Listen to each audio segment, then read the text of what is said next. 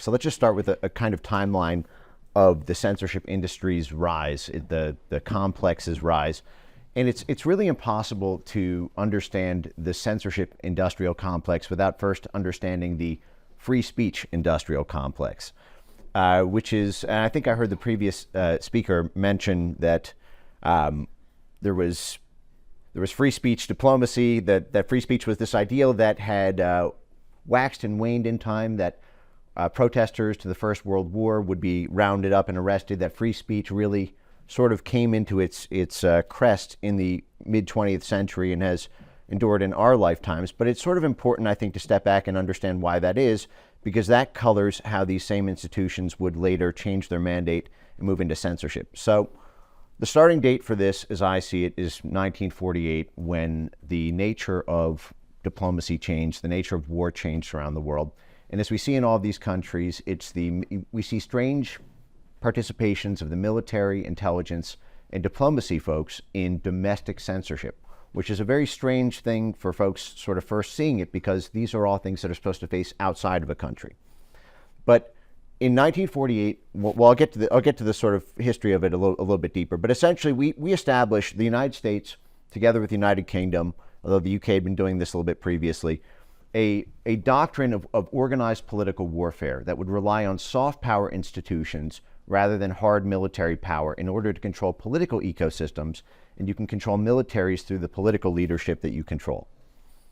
And from 1948 to 1991, during this analog period where news media was print and TV and the internet was not yet a private World Wide Web, there were two main functions of soft power institutions that were funded by military, intelligence, and statecraft. And that was piping in propaganda and then doing free speech diplomacy.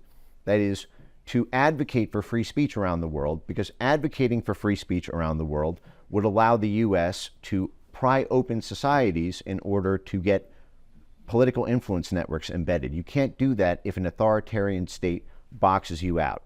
And so while free speech was not something the U.S. government loved in the run-up to World War I or in the run-up to World War II, after World War II, we capacity built an enormous web of institutions in order to do free speech diplomacy work. And we even empowered many of our executive agencies, such as USAID and the State Department, to advocate for explicit judicial reforms. It's actually in the charter of USAID, is to use that money as a means to get judicial reform in countries, to get laws passed in countries, including laws around free speech. We also weaponized the US dollar, passing sanctions on countries like Iran and North Korea that would crack down on journalists who serendipitously happened to be journalists funded by USAID, the State Department, the National Endowment for Democracy, and others. In 1991, the internet comes online right as the Cold War ends. And right away, the internet is being used as a soft power instrument. That is, free speech is being used as an instrument of statecraft. For example, when the United States overthrew the government of Yugoslavia and Slobodan Milosevic in 1999, the National Endowment for Democracy, which is one of our premier CIA cutouts, was training the Otpor movement, which would later play a large role in the Arab Spring, to use this new internet, to set up static web pages, to spread their messages on forums and blogs. This is all before social media. And in fact, you may have heard me talk about this before, but I'm sorry, might be out of water or something, there's a little dry. Google itself actually came from these origins. In 1995, Google was just a sort of a twinkle in Larry Page and Sergey Brin's eyes when they were PhD students at Stanford. They were working on a project called Backrub, and that was a search engine amalgamator, essentially, of all the different results that people were typing in. And their work at Stanford was sponsored by a DARPA grant, which was a joint CIA-NSA program called the Massive Digital Data Systems Program, whose job was to flock how birds of a feather flock together online, so that the CIA and NSA would have a political radar system for the activity of conflict zones across the world. And that grant gave rise to Google. And we'll come back to the Google part a little bit later in the timeline.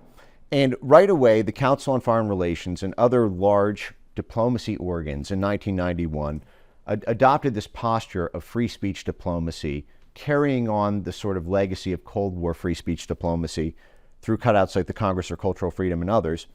And then in 2007, this comes to social media.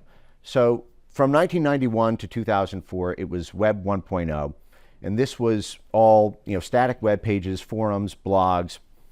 In 2004, Facebook comes out. 2005, YouTube. 2006, Twitter. 2007, smartphone. And right at that time in 2007, while George Bush was in the sort of waning days of his presidency, Secretary of State Condoleezza Rice tapped a man named Jared Cohen to come to the U.S. State Department, the policy planning staff, which coordinates overt and covert diplomacy, coordinates the CIA and State Department activities in the region. And Jared Cohen was a very young guy. He was about 26 years old, and he was one of the youngest people in modern history to be on the policy planning staff, because it's a very prestigious post. But he had ran something called movements.org, which was essentially tracking political dissident movements in the Middle East and North Africa for years prior to that. And he was providing a young person's perspective for how to run CIA operations and how to run State Department regime change or political influence operations. I'm sorry, I don't know why my throat's just very dry. Oh. Thanks. And so he looked around at these 40, 50, 60-year-olds and said, what are we doing running these operations out of U.S. embassies and consulates and CIA station houses? Everybody we want to recruit is using Facebook now, is using Twitter and YouTube. We need a doctrine of digital statecraft. Also, it would come to be called Diplomacy 2.0 or the doctrine of digital statecraft. And this was deemed such a brilliant stroke of genius by the Republican George Bush administration, Condoleezza Rice, that as a Republican political appointee, Jared Cohen was kept over by Hillary Clinton when she became Secretary of State as a Democrat in 2009. And this is right when the Arab Spring would kick off, which Jared Cohen is quasi-credited with. And this was deemed to be, anywhere you go within the censorship industrial complex, you will hear them talk about the Arab Spring like I don't know, the American analogy would be a sort of someone who sort of peaked in high school as the prom king high school quarterback, and now they're sort of, looking back at their life at the high watermark of it all. And everywhere you go, whether that's the Renee DiResta types or the Catherine Marr types at NPR, you will hear them talk about the Arab Spring as kind of the high watermark of free speech on the internet, because it was a CIA State Department-backed free speech revolution. It was a Jared Cohen revolution.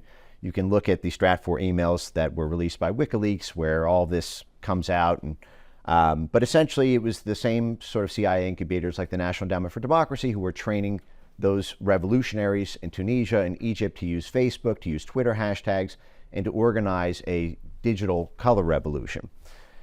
And so Jared Cohen was the talk of the town. People were talking, this guy could be president one day. He was just barely 30 years old, and he was voted one of the 50 most powerful people in Washington by Time magazine. And he makes a strange decision right around this time to leave this powerful post in the policy planning staff, coordinating the State Department and CIA activity, to join a one-person think tank at Google called Google Ideas, where his job was to sit in a room all day, stare at a white wall, and think of creative ways that Google could use its proprietary control over the world's internet resources to solve complex geopolitical problems. Julian Assange would later describe this moment as the moment that Google became the shadow State Department, that Jared Cohen maintained his national security clearance. He was effectively moving over to Google to help Google become this sort of private arm of State Department and CIA activity in a region.